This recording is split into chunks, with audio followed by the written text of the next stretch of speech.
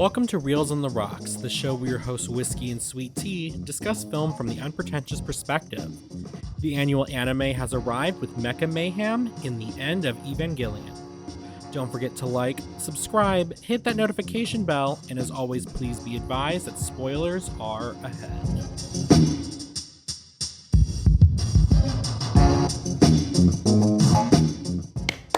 Congratulations.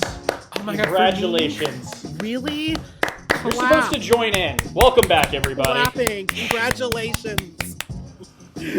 All right, so we are talking about mecha, which is a genre of anime we have not touched on with this pairing in past years. So, and it's one that T was unfamiliar with. Yes. It sounded like. I was actually, until I kind of had to do research for this pairing.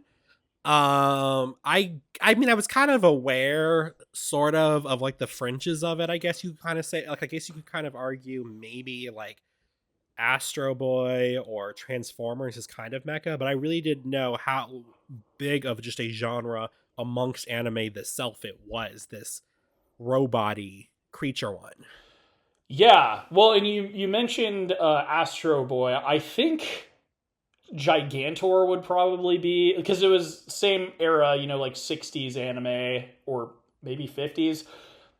Anyway, like he was like a giant robot, so he was probably closer. Also, okay. Transformers is American. It's like the toy company, Hasbro, whoever the toy company is who makes those. So technically not anime, but it's a big deal. It was inevitable that we were going to cover this at some point, and frankly, I'm amazed that it took us this long to think, oh yeah, that would probably be a good... Although, like, with Mecha, everything I know of, it's all TV shows, like series, manga. Like, as far as, like, movies, one potential pairing I was thinking of doing was a film for the Gundam series called Endless Waltz. That's kind of, I think, also where Mecha came from with this pairing, because I was seeing a movie, and there was a Fathom event there was numerous Fathom events. It was like a commercial for all these anime movies that were coming to the theater. Right. And Endless Waltz was one of them, and I was like, oh yeah, I remember seeing that on Toonami when I was a kid, and I liked it a lot. I remember actually seeing that when I was looking up. I remember that name popping out to me, the Endless Waltz one. So I'm very familiar. Not very familiar, but at least that's a title I at least have some familiarity with. I think whenever people think of Mecha, Gundam is the one that comes first. I'm pretty sure even you, like maybe you don't know what Gundam is, but you've probably heard that word. I've heard that word. Around. Yeah, I don't know what that means. What does it mean?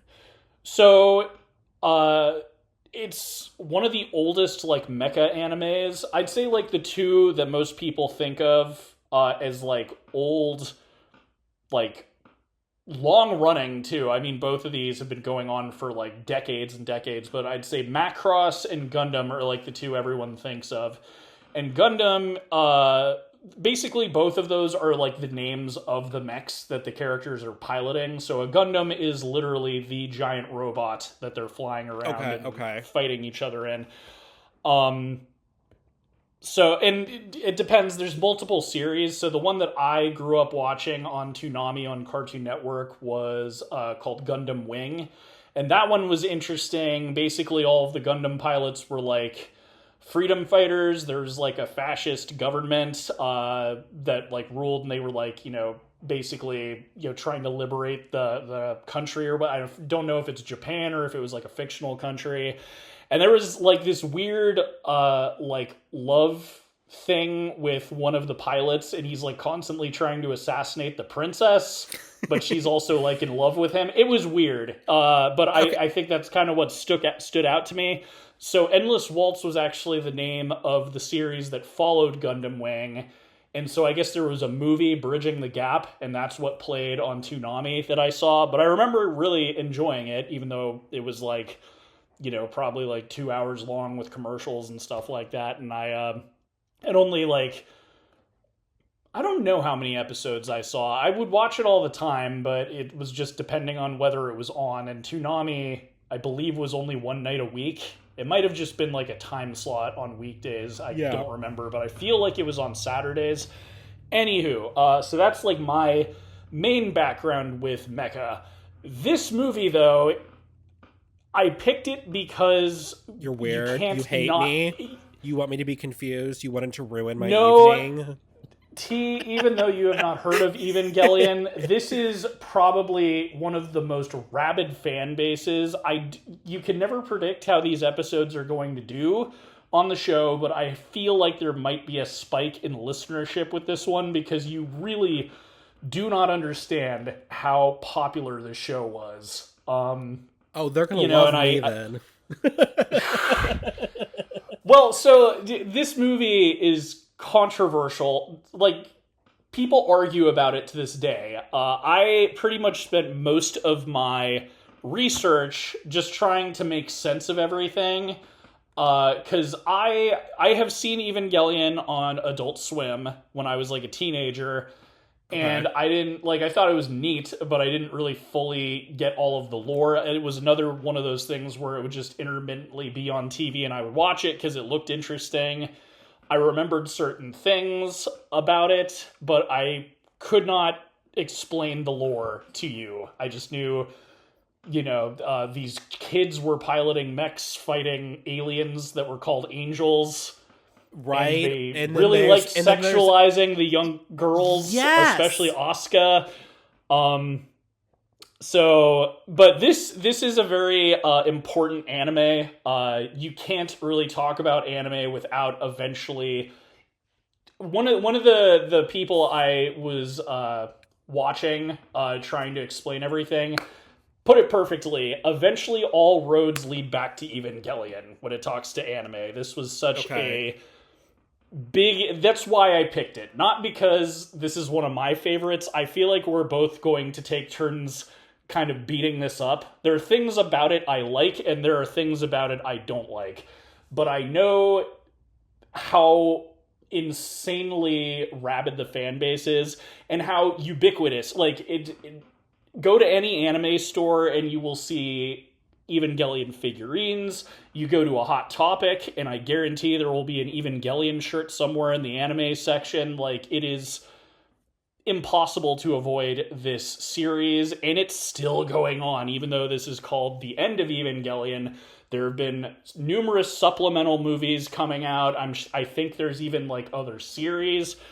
But the sort of seminal thing is the original 26 episode run of the show between 1994 or 95 and 96, I think. And then this film, essentially, this is another thing. People will kind of say different things about this movie. So what I've found, you know what, before I get into it, what are you drinking, T? Because we're already talking about the movie. Okay, listen, I'm just going to put this straight out there before I answer that question.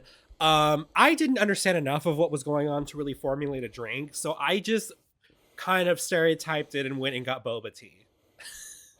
That's fine. So I'm doing a bit of a joke drink. So normally for these, I'll just pick out a sake. But for this one, I thought it'd be funnier if I drank Tang. And the fans who That's I haven't throwback. scared away. Well, okay, so I'll explain it once we get to it in my explanations, but it's actually an in-joke with the Evangelion fan base. And again, if any of them have not been scared off by us foreshadowing that we have some problems with this movie, they're probably cracking up. But anyway, so... delicious Tang. So... It's great. I actually didn't know if it still existed, and I was very happy when I went to the grocery store and I was like, oh wow, Tang is still around. And it's high in calcium, which is cool. I didn't, it's tons of sugar, but it's actually fairly nutritious if you need some vitamin C and calcium, I guess. Okay. So, I'll start off with the info that I do know. So, The End of Evangelion, It was released in cinemas in Japan in July 19th, 1977. On July 19th, 1977. 1977? 1997. Okay. My goodness. I was about I'm to not say. even drinking. No, 1997. So a lot of the like production info, it's like this every time we do anime films. IMDb just doesn't have like good information, especially if it's like an old anime movie or something, probably because it was, released in Japan. Whatever, I don't know. They seem to have other Japanese movies and other, like you can look up Parasite on there. So take the budget and stuff with a grain of salt. I got a lot of it from Wikipedia because they seem to have answers, and also on IMDb it's like listing the premiere is like 2024. So I don't know if like a new version of this came out a few years ago and was released to theaters, and if that's what they're tracking, but I wasn't going to trust it fully. But the budget is apparently about $7 million. And on Wikipedia, in Japan, when it was released, it at least grossed $19 million. So it was a profit. That's not surprising, knowing that it's such a popular series. So the directors were Hideaki Anno and Kazuya Sumeraki. Hopefully I'm pronouncing those correctly. And then Hideaki Anno was also the writer, and I believe he was like the creator of the manga as well. It's like kind of his baby. He's the one that everyone calls a madman when when talking about the strange aspects of this.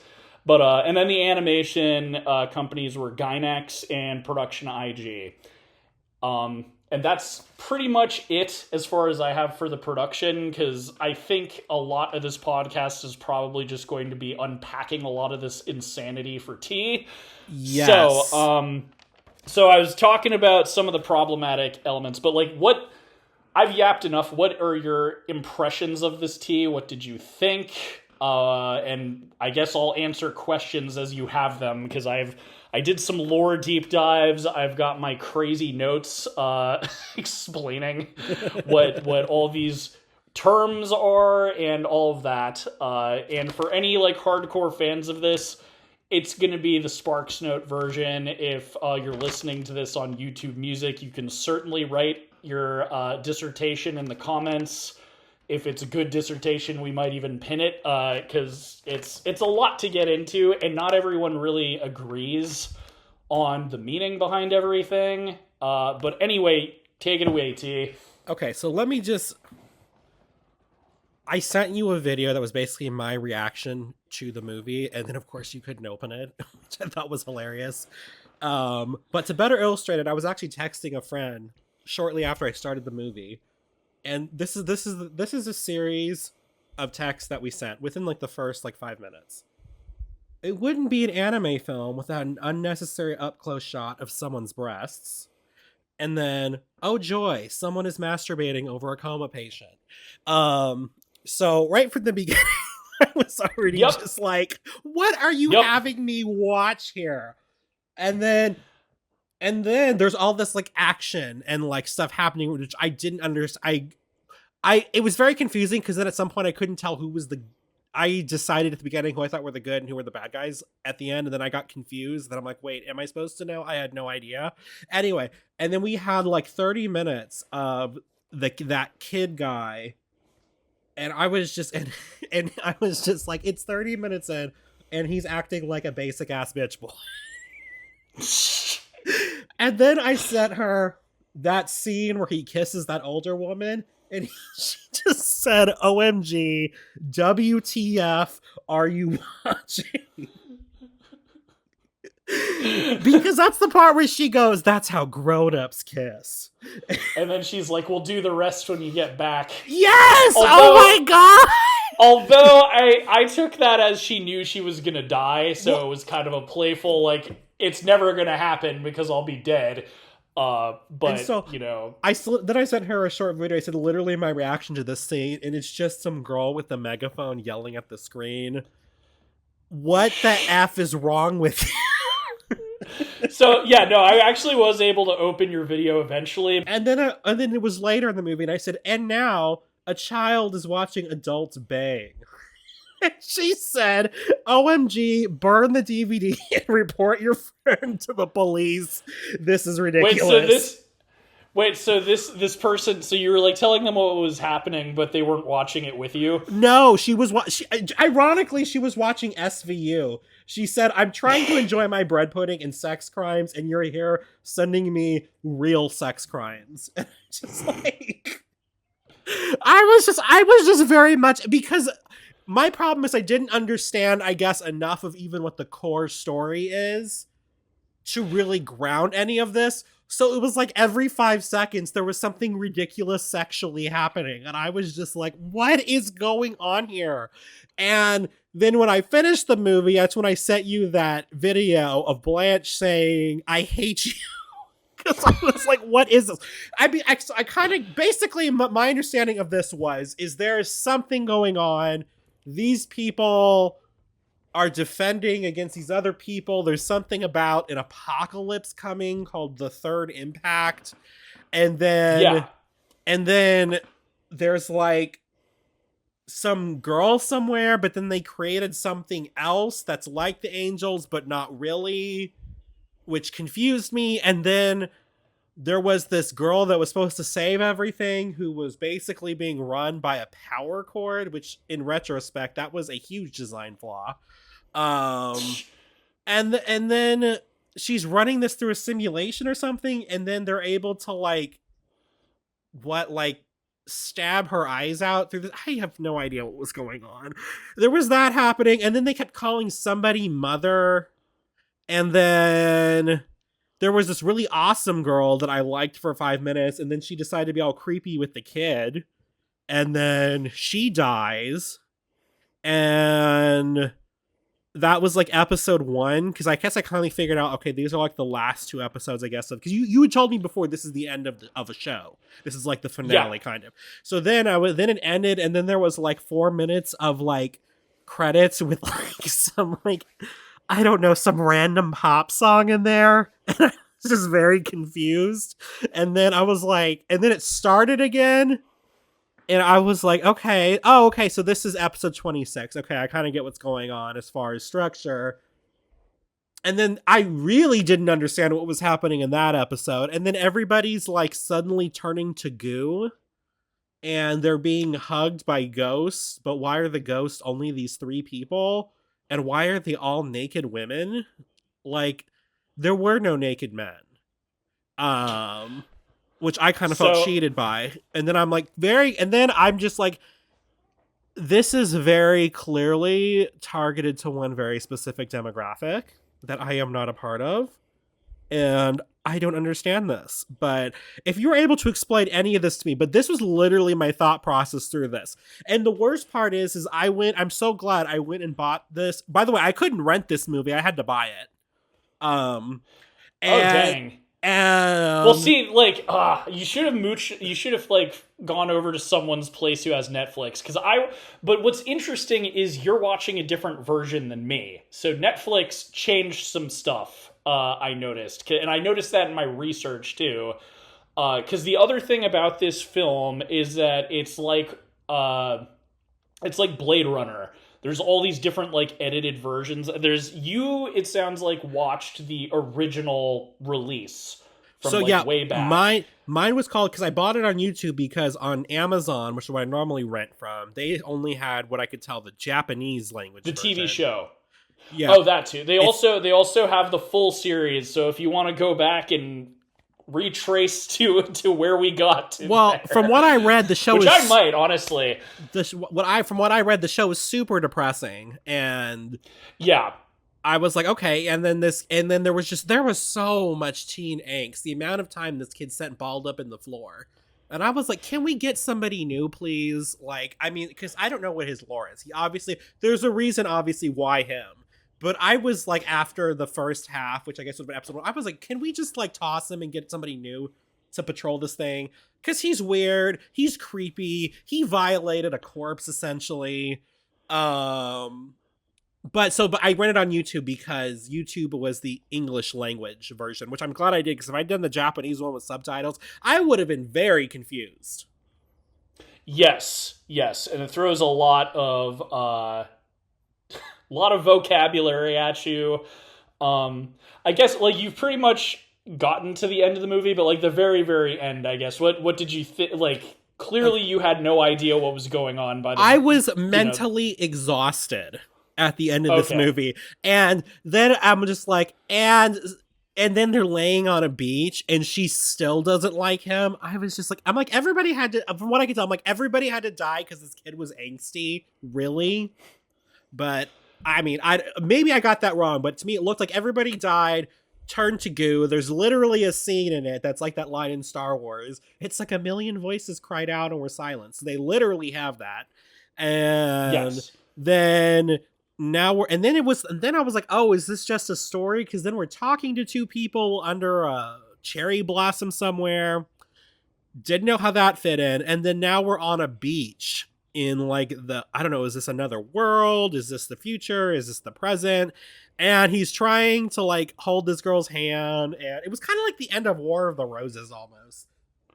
And she still calls him trash at the end, or disgusting, or garbage, or whatever or pathetic, whatever she calls him. Which, by the way, is this where that pathetic meme comes from? It might be. I'm pretty sure Asuka calls him pathetic throughout the series, so there might be a much more recognizable There's a very version of it. specific scene in this movie where it's like we're looking up at her and she's looking down on us and she just goes pathetic. And I'm like, I know That's I've probably seen. where it comes from then. Yeah. But yeah, so that was kind of my very chaotic experience of watching this movie. And I thought the anime movies you'd picked out before for me were kind of bizarre and out there. I at least could, by the end of it, could make some sort of sense of what was happening. But Yes. the very end of it, though, to me seemed like almost like 5 solid minutes of them explaining something that I could not understand. And I will be the first to admit I am not great when it comes to something is very philosophical or cerebral or is literally depth and nothing else. And I feel like that's what this was at the end. And I couldn't wrap my head around it. So talk to me, explain to me, tell me how I didn't get it right. You got it all right. Once again, you got to come at this knowing that I am aware of this series and movie, but I am not. This is the first time I have seen this film. I have known about it for a number of years because of its importance in the culture, but I've never seen it. And I am generally just as flabbergasted as you are by a lot of it. So I literally did wanted the to be research, like, though. what was his name? Shinji? Wasn't his name like Shinji, right? Shinji's the main character. Like, and he's having all his thoughts about himself. I literally wanted to be like that meme from the Kardashians. People are dying, Kim. Like, I literally just wanted to be. He is now on my list of kids that I hate in movies, along with that girl from Jurassic World Fallen Kingdom or whatever it was. Who decides to release, What? Dinosaurs into the world. For anyone who's new to the show, by the way, T likes to pronounce the word meme as mem. But so if you're confused what he means by that. So, you know what's funny, though, T? Most of the fan base also hates Shinji, so you're not even... I feel like most people I feel like Asuka is the fan favorite, even though she's kind of a bit bitchy and she's very egotistical. She was the redhead, right? I feel like a lot of people like her the most. At least that's the vibe I get from the fan base. I don't know if that's accurate. That's just how it feels. I always see her in posters, and although that could be for the creeps out there as well. That's kind of what I'm saying. I talked to a friend kind of briefly about this, and I'm not trying to stereotype anybody. I will be the first to say that. But he's a big anime fan, so I kind of asked him about it. He told me, he's like, I know of this movie. I have never sat down and watched it, but I said, I feel like this is the kind of movie that gives anime fans like a bad name. And he was like, yeah, I can see that. Well, so as I said, unfortunately, there is kind of a trend in a lot of anime. You see a lot of pushback for it now, but the whole lolly thing, it's weird. In Japan, they do this a lot. This isn't the first series that does it, but it's very normalized over there, and I feel like this is also kind of... And same thing, too. So I'll get into it when I'm explaining the lore, but there's kind of a love, not I wouldn't even call it love, but there's a bit of a love rhombus going on. If you notice, Shinji is surrounded by the major, Misato, who's the one who kissed him. She was the blue-haired one. Asuka and Rei. And Okay. in the TV show, it's sort of like he's like a horny teenager and he likes all three of them, and he's kind of like he never like hits on them. He's like the nervous, he is pathetic. Let's be honest. But that's kind of the thing. It's sort of like I wonder who he's going to end up with, even though he's like 15 years old, and it's weird to think about that sort of stuff. There's like a whole subgenre of anime called harem anime, and it's like with a klutzy, goofy, kind of shy guy who has just a bunch of women that are, on him all the time and all want to date him and blah, but he's too shy, like it's a whole thing. But I feel like that is sort of another way in which it's like very ingrained in like anime culture. Not a fan of it myself, although there are kind of like rom-com-y ones that do it in a way that's not creepy with grown adults. So there's that. That also kind of explains... At the end, when Shenji's just like, everybody hates me so they can all die, I'm like, this is giving incel vibes. Yeah, no, again, like, I'm pretty sure the whole fan base also hates Shinji. I've never really seen anyone defend him. But there's that, too, like, with him masturbating at the beginning, like, that's Shinji. That's why it's hard to really root for him as a protagonist. Anyway, okay, so let me explain what the hell is going on in this movie. Okay. So, this is like... So, leading up to this movie, what this is about is essentially these supernatural cosmic beings have begun attacking Tokyo 3, which is like, this takes place in the future. I don't know I guess the manga was probably written in the early 90s. The show was in, 95, 96, and then this movie came out in 97. The film takes place in 2015, which is hilariously not even the future anymore. But basically, it gets into this whole thing with like these cosmic entities. So years, thousands, millions of years in the past, there was this alien race called the First Ancestral Race.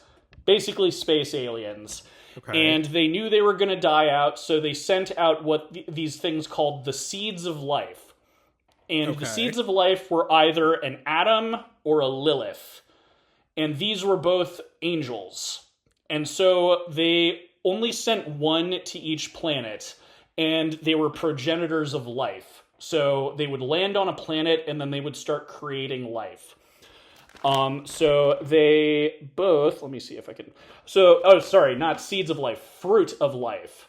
And so Adam contains the fruit of life, and Lilith contains the fruit of knowledge. And I'm sure you noticed a lot of religious iconography in the film as well. So, again, Lilith, female, Adam, male, tree of knowledge, Adam and Eve and stuff. And wasn't a character. It was just... Do you remember that thing that was crucified and had 7 eyes? Yes. That's Lilith. Okay, these are like crazy space alien things. Like, even though we're giving them like biblical names, and it's implied in the show that that's where like biblical stuff came from, anyway.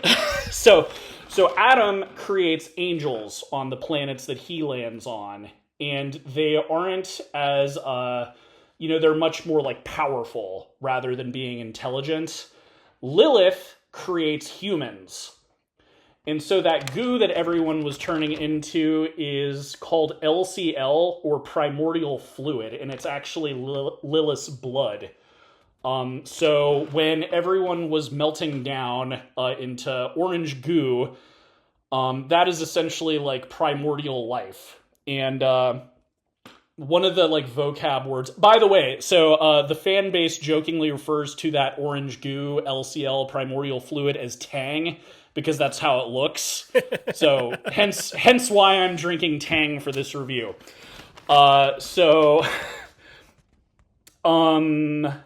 Okay, so primordial fluid is her blood, and it creates humans. The reason people were melting down into goo is there's sort of this psychic energy field thing called an AT field, and that holds our bodies into like a solid form. And so if you take away that AT field, you know, humans just melt down into primordial fluid.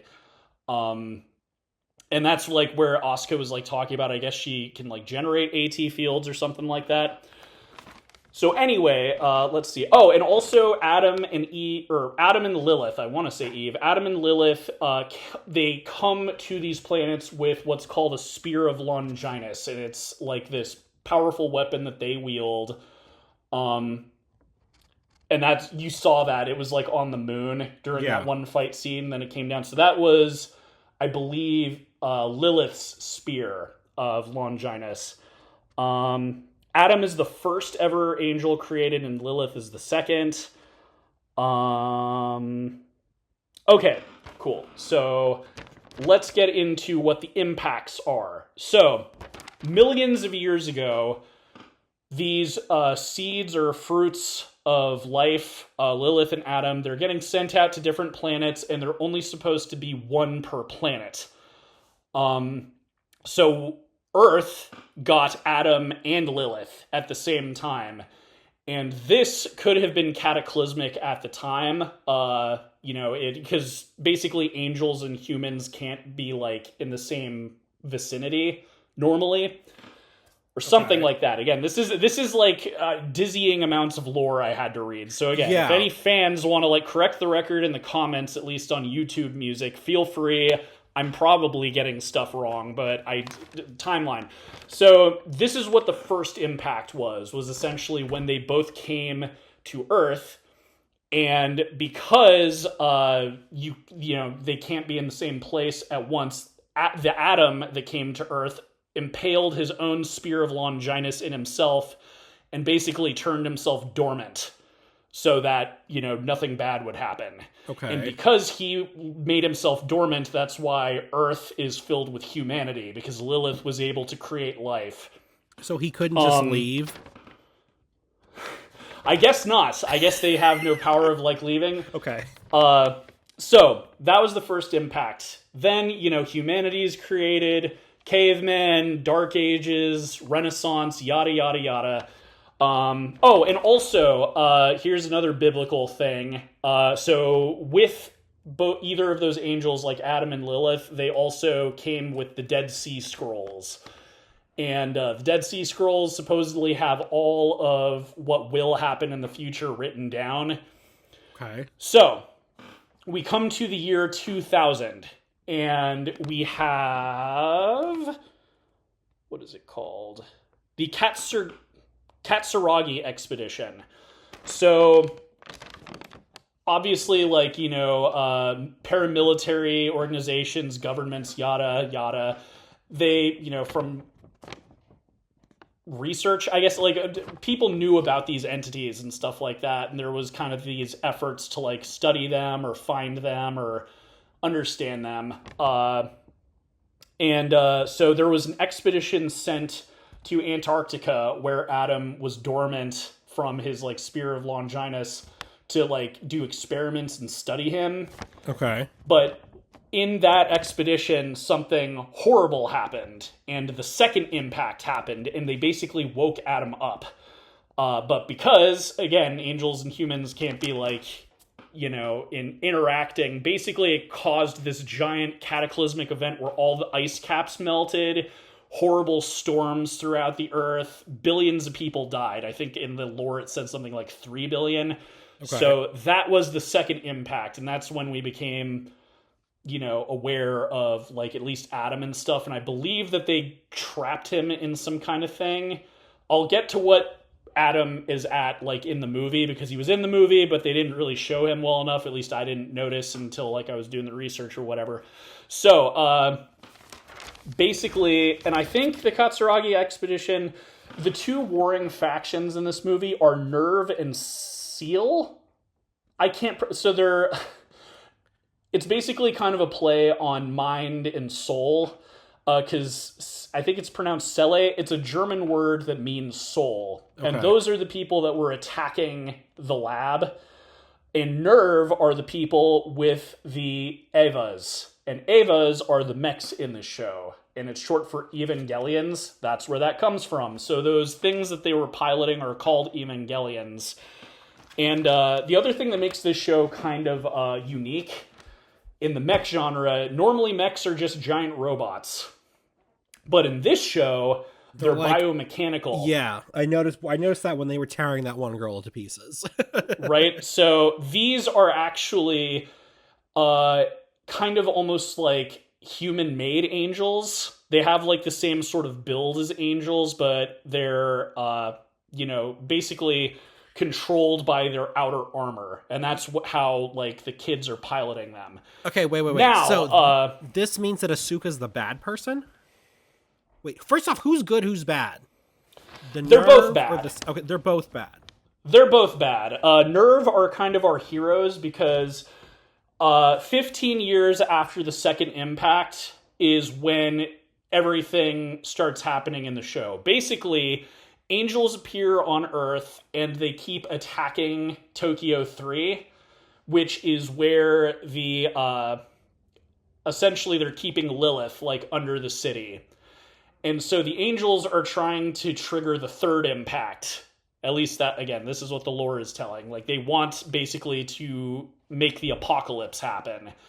And so to protect us from that happening, that's where Nerve was created. They built Evangelions.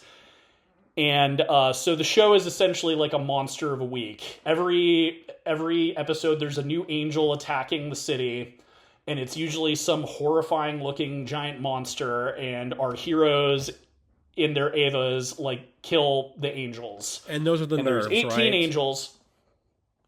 Yes, and okay. Nerve is the one. Cele, they have like, and I hope I'm pronouncing that correct. They've got their own stuff because they also want to trigger the third impact, or maybe I forget if they're trying to trigger it or if they're trying to prevent it from happening. I'm pretty sure it's the latter because Shinji's dad is the one who ends up triggering it in the movie.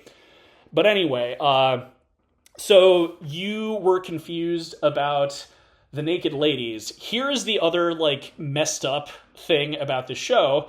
I'm sure you're also wondering, like, gee, why are children piloting these mechs? Yes. Well, so the Evangelions actually have human souls.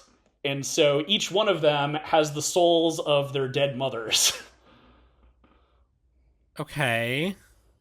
That's creepy. Yup. And they all have, like, horrible backstory. Basically, the guy who runs Nerve, the guy with the glasses, who ends up, like, sticking his hand in the chest of Rei, that's Shinji's dad. Okay. And also, Rei is sort of a clone of Shinji's mom. Like, she looks like Shinji's mom. She doesn't have her soul, obviously, but she's, like, not a real human. She's actually got, like, Lilith's DNA and stuff, and so she sort of is, like, a proto-Lilith. Okay. Why does she get the DNA of Lilith? I don't, that's Shinji's too far into the lore. lore. Like, pretty much, it's like, I don't know, man, go back and watch the show. But so that's why there were the three naked ladies. They were all the, like, souls that were inside the Evangelions, and Asuka's mom basically, like, went insane and ended up committing suicide, and so, like, that's, like, a whole dark thing with her. Some people speculate that that's why she's so boastful, is it's like a cope, like trying to, anyway. But that's why they pilot these Evangelions, is because it's like the souls of their mothers. That's why she kept saying, "Mother, you've come back to me." Exactly. And same thing, like Shinji, I think, like refers to his mom at one point at the end when he's like losing it. So the third impact essentially is Armageddon, the apocalypse, the Book of Revelations. All reality just completely unravels. We all go back into our primordial ooze form, and everything is destroyed, essentially. And the reason Shinji's dad wanted to trigger that is for something called the Human Instrumentality Project. So he wanted us to all, like, come together as one godlike entity, and he believed dissolving us into Tang was going to accomplish that goal. So Adam was actually in Shinji's dad's palm for the whole movie. I don't remember ever seeing that, but when he reaches into Rey's chest, he's putting Adam inside of her. And that's like, you remember how I say like Adam and Lilith can't like interact, humans and angels can't interact? Yeah. That's what triggers the third impact. And that whole acid trip of an ending is essentially like the apocalypse happening. Wait, so Shinji's dad is bad then?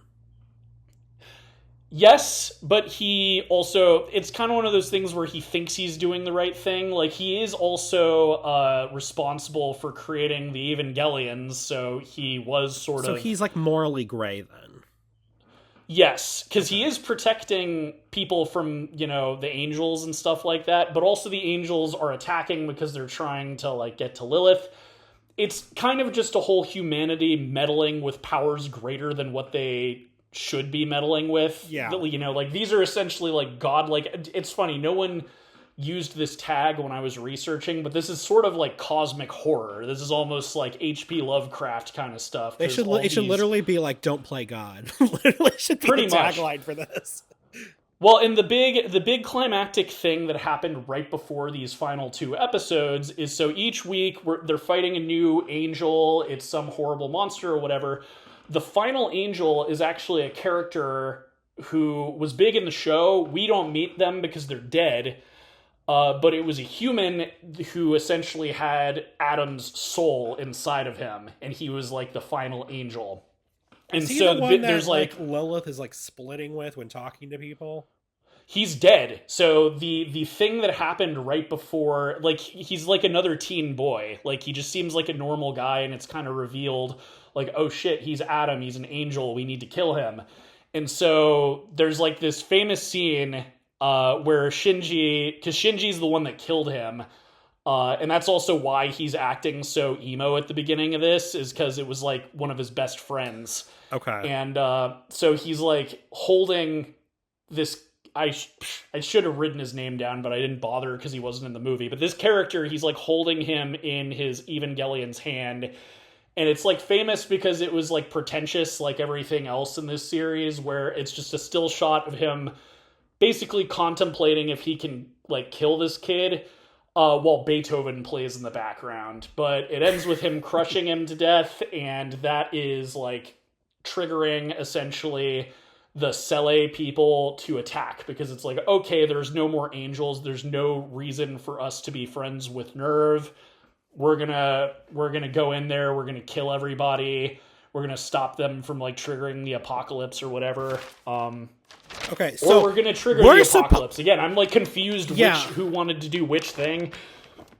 Because I thought I was, and again, I was very confused when watching this. To me, it seemed like the Sealy wanted to trigger the apocalypse because they kept trying to go and get the only 2 kids who, from my understanding, were the ones who could pilot the Evangelions, which are meant to protect them. So I thought because they were trying to eliminate them. So I thought that's where this was going, as far as they wanted to trigger the apocalypse and the Nerve didn't. But then at the end, maybe it's just more of an accepting their fate situation.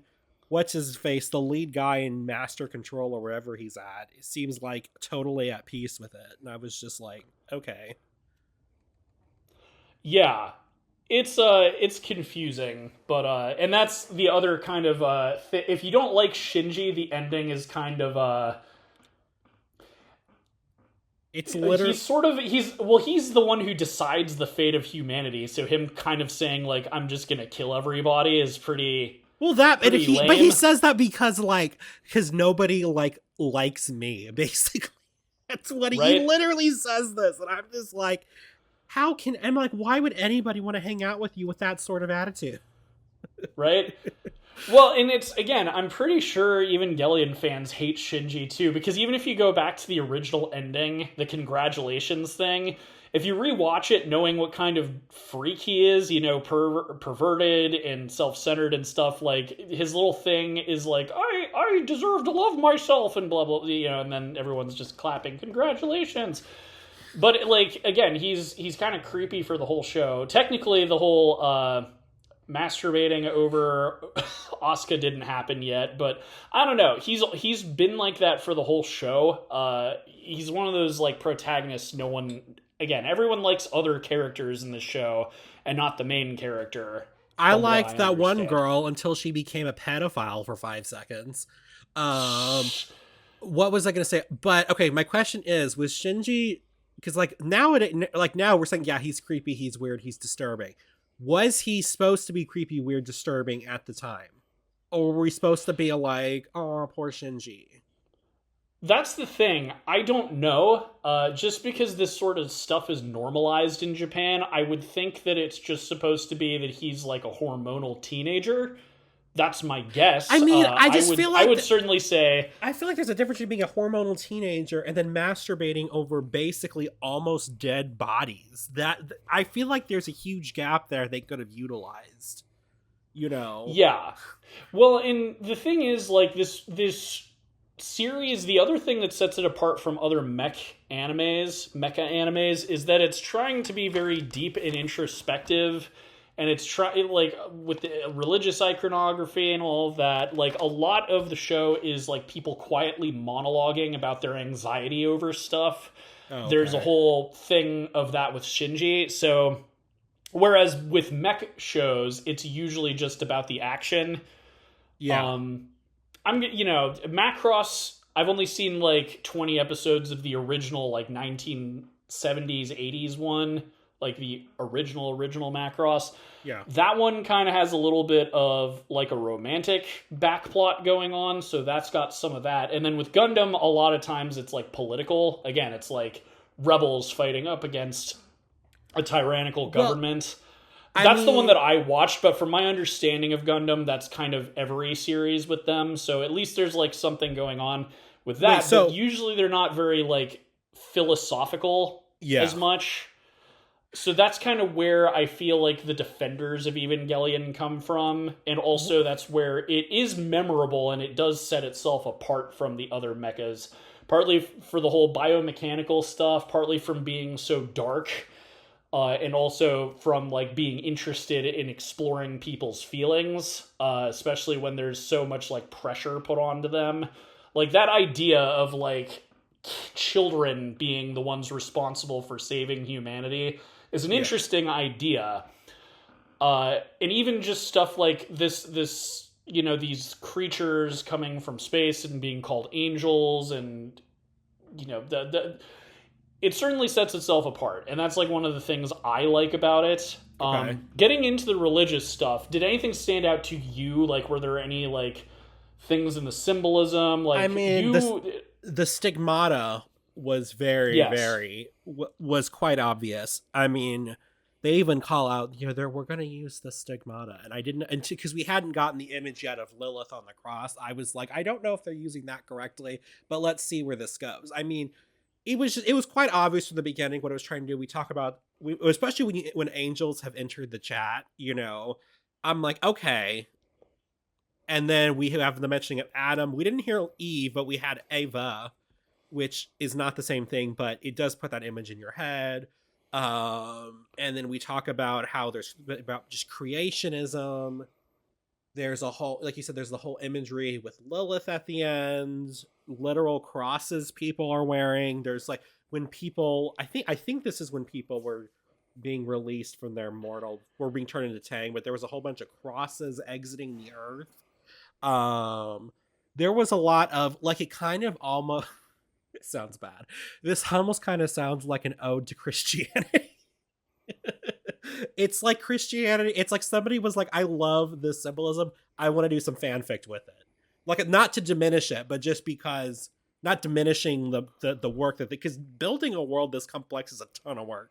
I'm just saying, as somebody who never knew any of the backstory, when you're just looking at it, I'm just like, wow, this person was a fan of Christian imagery, when you're watching this, because it's so pervasive throughout. oh yeah.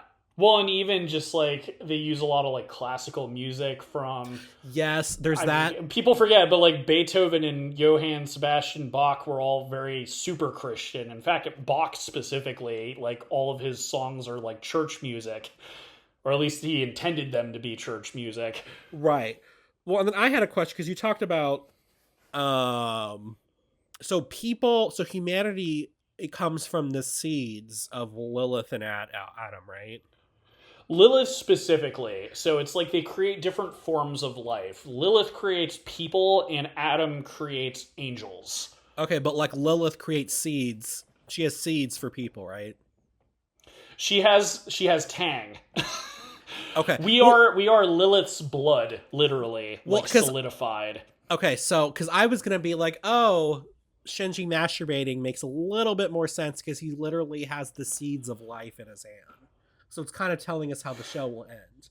Um, Hey, actually, hey, you might be onto something. That I know, sounds but just it's still pretentious enough that it's still creepy. But I feel like that's with as pretentious as this is. I feel like this is how it is. And I did try to pop into some subreddits to ask questions, not to ask questions, but to see if anybody answered some questions. And it was very like if somebody had a dissenting opinion, I wasn't a fan of the movie. Everybody's like, "You're obviously stupid," and then it was just like then people responding to that with r/I am very smart. Like it was wild the circles these things went in. So it sounds like you got a taste of the Evangelion fan base. Yes. So that's the other thing. Like, when I was on IMDb, it was funny. It's got an 8.1 rating, and I was like, oh, dang, that's pretty high. And I'm, like, reading all of the reviews, and it's all users with, like, Evangelion in their name. Yeah. And it's just, oh, this is the greatest movie of all time and stuff. And here's the thing. Like, if this movie does it for you, if you really enjoy it, fair enough. I feel like part of the reason this has such a rabid fan base is it's, like, people trying to make sense of the nonsense. Okay. And I can respect that. Like, there certainly are the fans that are creepy and, like, sexualize the characters and stuff. But the fact that there are people calling out that stuff or, like, talking about... Again, Shinji, nobody likes him from what I have seen. So it's not like people think that what he's doing or how he acts is, like, a way to model their behavior. There are no Shinji fangirls as far as we know. I mean, there probably is, but, like, there's no, like, big, like, conglomerate of them. Okay. That makes me feel a little bit better. You know what's interesting is when you say that people get into this by just watching, I can definitely tell, like, if you were, like, devoted to this series, I can see I don't understand what's happening for the most part, but I can see how this would be a pretty epic conclusion to it. Now, yes. I'm not trying to spoil anything I'm not gonna step on your toes, but when I was trying to figure out what was happening, that's how I kind of found out that this is the second ending. There were 2 endings to this show, and everyone hated the first one. This is an attempt to correct that. Is that true? Sort of. So that's what I heard too, but when I was doing further research, so this show was so ostentatious that it was constantly going past its, deadlines. It was going over budget all the time because of all the crazy animation. Yeah. So what this movie is the original scripts for the final 2 episodes. Okay. They ended up doing the congratulations ending because they did not have a budget to animate all of the insanity in this movie. So the final episode, like I showed you the last like minute of the final episode, but it's literally all the characters sitting in a folding chair and just monologuing in their heads about their emotions. As disturbing as this was, I kind of prefer the clapping which I know is so bad. I think the clapping ending is hilarious. I think the clapping ending is more iconic for the wrong reasons, but I feel like it's more iconic. Like the fact that I'd seen it before as a meme is hilarious. I mean, I don't understand how that's at all fulfilling, but I just think that is just more iconic. I will... This is another one of those shows. People love to complain about the endings of TV shows these days. I'm someone, anytime people bring up Game of Thrones, I'm like, yeah, it's stupid, but it's not that bad. It's pretty much just everything that you expect to happen happened. Minus the dragon lady. Although a lot of people I remember were like, oh yeah, I could tell she was going to go nuts ages ago. Whatever. As far as like the discourse on bad TV show endings, right. I'll always bring up this show because no one brings up Evangelion, but I mean clearly people hated the ending when it came out, and it's which I can understand. Again, like this movie, as weird and confusing as it is, it's at least a bombastic conclusion. It's like what you would expect for a show like this to end. So, which getting onto that, something I think is like the other big problem, despite all of the other stuff, despite the stuff that could get you put on a list. I think going back to a few animes ago, so we talked about one of your favorite series finales, essentially, Violet Evergarden. Yes, and I actually stand on... Oh, go on. Well, so the reason I'm bringing that up is, like, I went into that movie blind because it essentially was kind of like the series finale for that show. And I don't care if it's anime. I don't care if it's like a long-running thing. Like, if it's a movie, I should understand what's going on. Right.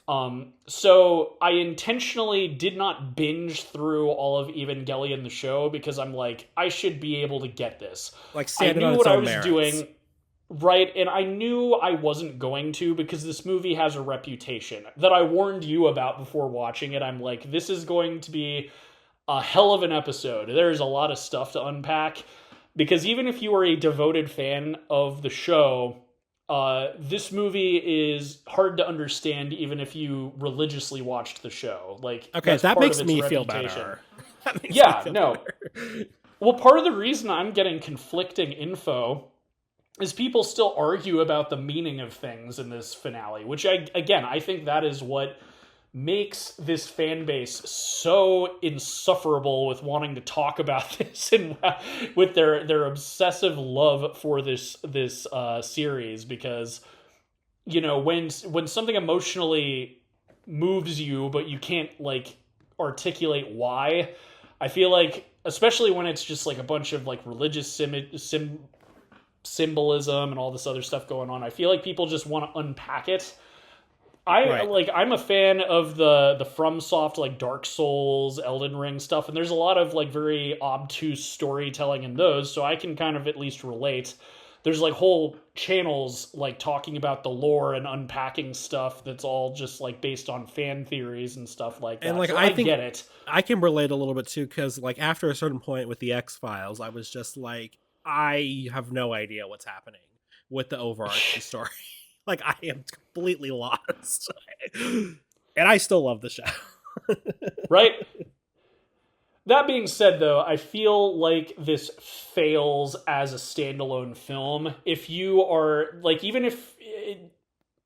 maybe you're not even... I don't know why you would want to see this if you weren't a fan of the show. But, like, if you at least watched the show and then watched this movie, I think you would at least have an idea of what's going on. And that was something that was good about Violet Evergarden. Yeah, is that I had a few questions for you, but for the most part, I understood everything that was going on. Right. So in that regard, I would say that this is kind of a bad movie. And I think in that, I think I even told you with that movie, I was like, and I still prefer this. Like, so this came out years later, and this was kind of, I kind of felt like more like it was like to build onto the show's finale. I kind of liked how the show ended. Like, the show ended in a way, if we didn't get the cool grand finale, the story was still wrapped up nicely.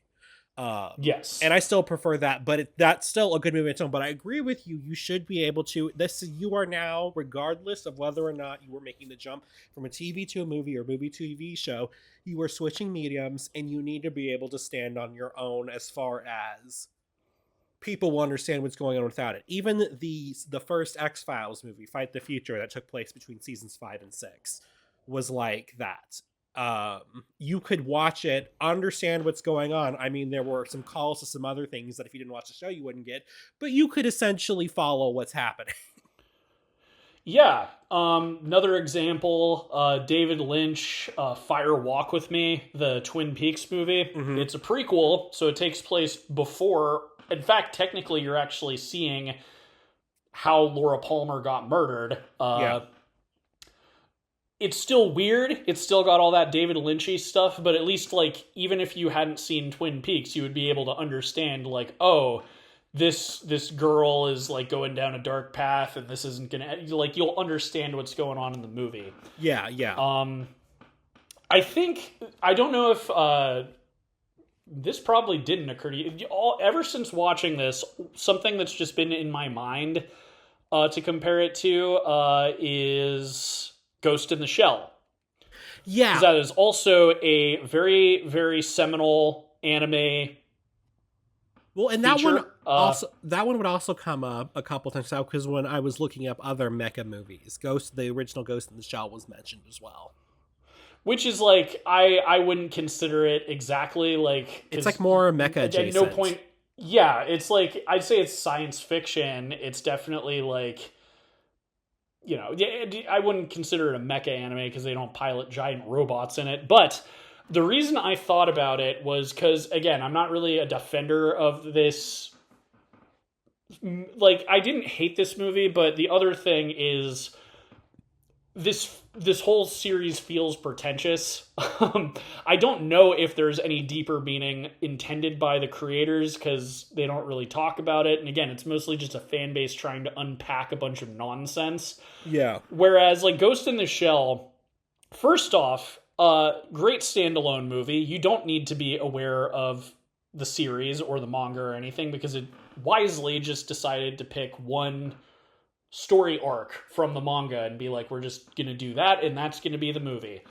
And despite having a little bit of vocabulary to learn, they say things like ghosts when referring to like your soul and stuff like that. Yeah. You get what's going on. There's, some sort of cyber terrorist going around and they need to find out who he is. And, like it's basically a cop movie. And I kept thinking about Ghost in the Shell because I think it does everything that people claim this movie did better. I think it's at least comprehensible. At no point are you going to be like completely lost at what's going on. It is also very deep and introspective without just like, again, it's simple. It's just kind of like in exploring like what makes a human. There are like people who have Major, the main character in the show, she's like completely a cyborg. Like she basically has a robot body. Right. So she's interesting because it's kind of like, is she even human if it's just her mind that's left? And that was like even a thing in the movie at the very end. Her body is completely destroyed and they take her ghost and put it in like this creepy little girl body that's used in like the red light district, which yikes.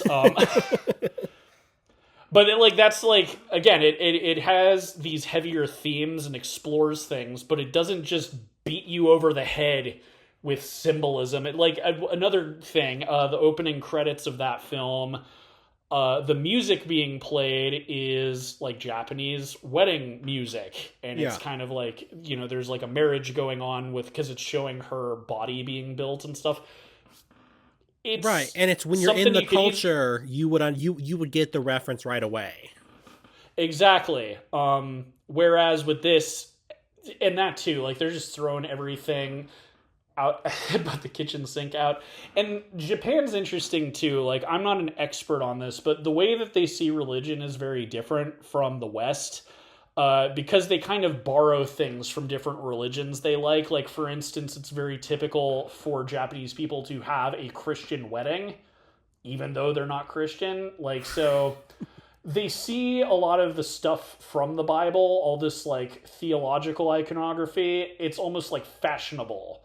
Yeah. So that's the other thing where it's, like, it's already kind of popular over there in its own weird way. And I'm like, do they understand the significance, or are they just putting it in the movie because it'll make it seem deeper? But this is kind of a great example of why I do understand why this has such a big following, because like we just did it. Like we're trying to unpack the nonsense in this movie, and it is fun, and it does make you think that there is some thought put into it. Like I don't know what the creator was thinking with all of this stuff, but there's like moments of it being brilliant. Like even your reading of that disturbing opening scene kind of makes you like, that could be brilliant foreshadowing, or it could be the creator being gross. or It'd be the writer just like or one of my projecting. favorite. It was accidentally on purpose. Like my thing is, even if that was foreshadowing, why did it have to be over a body of like an almost dead person? It's like when at some point in the movie when they were like, "Sorry, kid, it's nothing personal." I'm like, honestly, do it. Like, I think you're doing all of us a favor. T's gonna edit his own version of the movie where it just like cuts to black with a gunshot, and that's the end of Evangelion. Nothing personal, kid. Because I was just like that, and then he just spent the rest of the movie until whatever happened with the Bakelite. And that's something funny too. Everyone keep talking. When I was doing research, people kept referring to Bakelite like they all knew what it was, and I was like, "What the hell is Bakelite?" And I like when I was on the Wikipedia page, like basically going through the plot, making sure I'm like getting all of the characters I need to talk about's names, but it had the thing and I clicked on it because I'm like, clearly this is a real substance. What is it? And yeah, I saw it's like one of the first plastics ever used, and I'm like, huh, how would that be able to contain a monster? Well, I'm pretty sure a mech could probably, I'm sure it's hard plastic, it's not electrically conductive and all this other stuff, but like I was like, really? That could contain a mech? I mean, I've only ever personally known Bakelite in its vintage form after it's at least 60 or 70 years old. But in my experience, it's kind of brittle, so I was just kind of like, maybe it's just because it's 60 or 70 years old, but I was just shocked. I was like, really, Bakelite? Right? We have all this going on, and what's going to stop everybody? Bakelite. Well, and you got the quirkier version of the movie too. Like so we watched different versions. The Netflix version didn't have the credits in the middle like the original one did. Okay. It sounds like our ending might have been different too. Like, so speaking of like, this film is almost kind of bookended with two disturbing scenes involving Asuka and Shinji. Did you get him on the beach on top of her choking her? Yes, he's choking her, and then she kind of like puts her hand up to his face, and then she says something like super petty to him, like not even in death or something like this. I forget what she said, right. But it's like, even after all this, still nobody likes you, Shinji. I was just like, that's like, I'm like, no, consider that guy killing him at the halfway point of the movie an act of mercy for all of us, for Shinji too. And I normally don't advocate for that. It's when everything goes downhill, right? You know, because before that, Misato, is that her name? Misato. You know, she didn't end up kissing him at that point. Exactly. But I think we've kind of come to our third impact as far as being able to discuss it. So yeah. I guess it's about time. What would you rate this film, T? I'm giving it a 1. I would have given it a 2. Before just being this grandiose and, you know, really reaching for the stars for as far as what they could do. The fact that you can't unless you have like devoted your life to this series, you cannot understand and enjoy this as a movie. You really can only enjoy this as the final 2 episodes of this show. If that makes sense, as far as like, I can't enjoy this in movie form. Like, because I feel like a movie is, for the most part, standalone. Like, you don't have to have seen the other 19 to really get anything. Which we do have problems with that still, as far as, like, the Marvel Universe and all that fun stuff. Even today. But, like, it's never to this scale where you're just like, what are they even talking about? Because, like, by the end of this, I couldn't say, okay, I figured it out. Because, like, there's been sci-fi movies that my dad's had me watch, because he loves sci-fi, that I'm always, they start, I'm like, what is going on? And then we get to the end, I'm like, okay, I've pieced together what's happening. And I couldn't even do this at the end. And like I said, I was just, like, wide-eyed, mentally exhausted by the end of this, just trying to figure out what was going on. Yeah, no, it's a ride, and I was right there with you, because as I said, I'd seen a few episodes, I vaguely understood what, you know, I knew it's kids piloting mechs to fight aliens that are invading, or what, like, that's all I really got.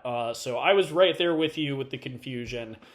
What I liked about this movie was the visuals. I think the animation is solid. Especially for hand drawing, this is amazing. Oh, yeah.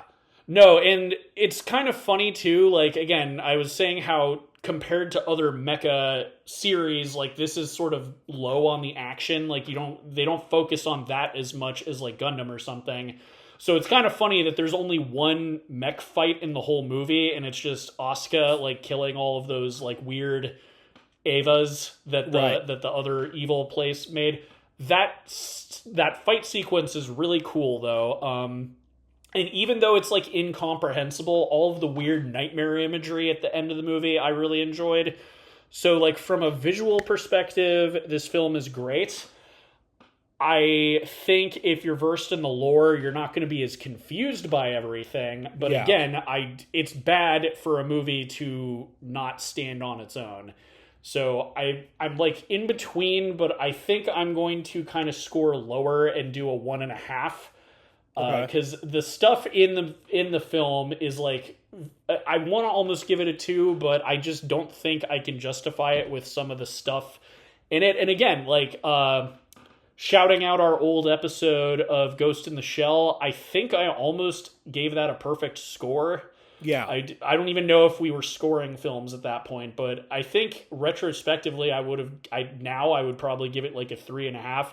That's actually a really good, like, smart person anime. It's easy to follow, certainly compared to this. And it's its own self-contained story. So, like, that to me, I feel like is what this movie wanted to be. But which is interesting because when I was reading, this is widely considered to be one of the best animated films ever made. Oh, yeah. Oh, yeah. Like I said, I picked this because I don't know if we're ever going to talk about Mecha again. If this were my personal like pick, it would have been Endless Waltz or another Gundam movie or something. Like I would have picked something different from this. It's just because it's this, we had to talk about it. Yeah. So, you're welcome, anime fans. We talked about Evangelion. But what do you think? Do you think we're being too mean?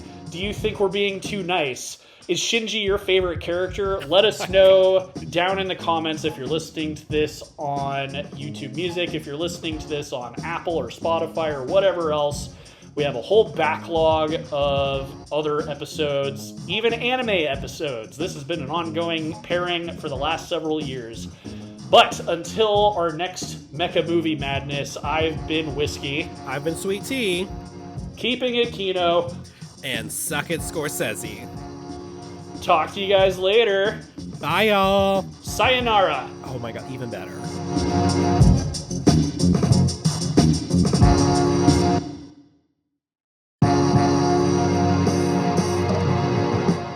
Reels from the Rocks is a production of La Prince Laboratories. It is edited and produced by Alejandro Castillo and programmed by Jamie King. Original music is provided by Pat Mars, and original artwork by Asa Esparza.